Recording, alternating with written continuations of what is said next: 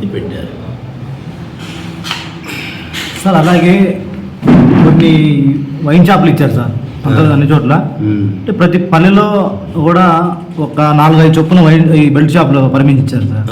అంటే మీరు అధికారికంగా ఇచ్చారా అనధికారికంగా ఇచ్చారా సార్? మేము అధికారికంగా ఏమి ఇవ్వము. అంటే ఎక్సైజ్ శాఖ ఎక్కడ కూడా దాడులు చేసిన దాఖలాలు లేవు, ఎలాంటి కేసులు లేవు, విచ్చలవిడిగా అంత డోర్ టు డోర్ చేస్తున్నారు సార్.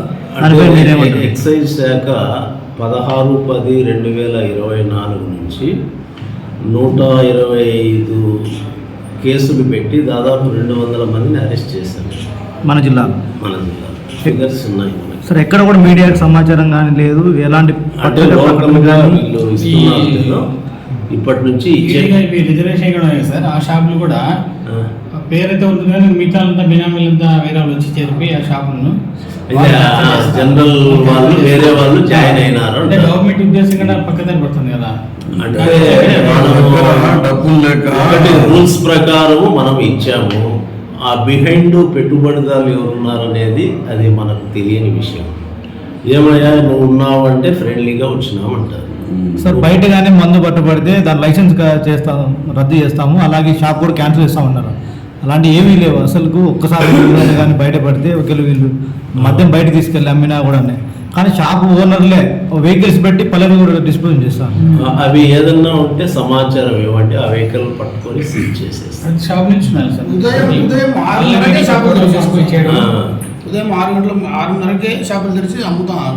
లేదు కదా ఏమో ప్రసాద్, ఎక్సైజ్ అయ్యాక పెట్టాము.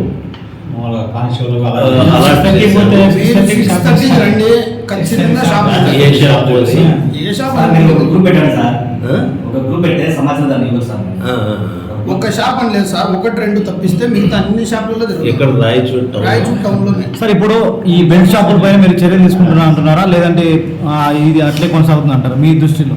ఏది బెల్ట్ షాపులు ప్రతి పల్లెలో ఉన్నాయి సార్. ఒక పల్లె నుండి ఒక షాప్ చర్యలంటే ఉన్నాయి కదా. 150 కేసులు పట్టుకున్నాము, అరెస్ట్ చేసాము, జైలుకు పంపించాము. మీ ఆఫీసర్లే వదిలేసి కింది స్థాయి ఉన్నవాళ్ళు మీరే కొన్ని కేసులు కట్టి ఏంటి అంటే మీ మీద చూసి చూడట్టు పోతామని చెప్పి మీ వాళ్ళు కూడా ప్రోత్సహిస్తున్నట్టు మా దగ్గర సమాచారం ఏం ఉండదు. అలా ఏం చెప్పాము. మామూలుగా ప్రోడక్ట్ కలెక్టర్ గారికి కూడా కొందరు స్థానికులు పోయి కంప్లైంట్ చేసినా కూడా పట్టించుకోవట్లేదు ఎక్సైజ్ శాఖ అధికారులు అనేది ఆరోపణ. పట్టించుకోకుండా పోవడం అంటూ ఇప్పుడు రైతుడి టౌన్ లో పర్మిట్ రూమ్లు ఇచ్చారు సార్. పర్మిట్ రూమ్లు ఇచ్చారు సార్. హోటళ్లలో కూడా పక్కన 7,50,000 ఫీజు. హోటల్స్ నడపచ్చు సార్. హోటల్స్లలో హోటల్స్ కాదు, వాళ్ళ పర్మిషన్, వాళ్ళ పక్కన షాప్ పక్కన ప్రతి హోటల్లో అయితే మద్యం తాగుతారు. షాప్ ఉండేవాళ్ళు ఏదైనా ఉంటే లిస్ట్ ఇవ్వండి, మేము రైట్ చేస్తాం. లిస్ట్ ఏంటంటే ఆఫీసర్లు కూడా అక్కడ సమాచారం ఉన్నారు. మీ కాడ ఉండే లిస్ట్ ఇవ్వండి, మేము మా ఏఎస్ కానీ వీరు కానీ పోయి యాక్షన్ తీసుకుంటాం. ఖచ్చితంగా తీసుకుంటాం. పర్మిట్ రూములకు పర్మిషన్ ఉందా సార్? హోటల్ బార్ పాలసీలో కొన్ని ఇంపార్టెంట్ ఇష్యూస్ ఉన్నాయి, అది చెప్తాను తర్వాత.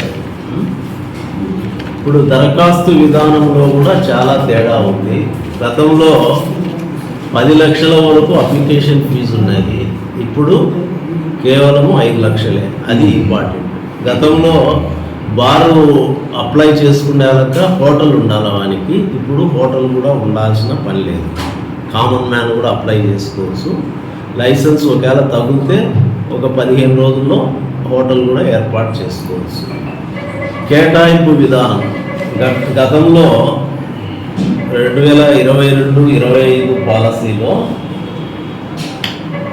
బిడ్డింగ్ పెట్టారు, పోటీ ఆన్లైన్ బిడ్డింగ్ పెట్టి ఎక్కువ పార్టిసిపేట్ అంటే అమౌంట్ ఎక్కువ రాబట్టేందుకు పెట్టారు. ఇప్పుడు సరళంగా ఫిక్స్డ్ ఫీజే లాటరీ పద్ధతిలో వస్తుంది.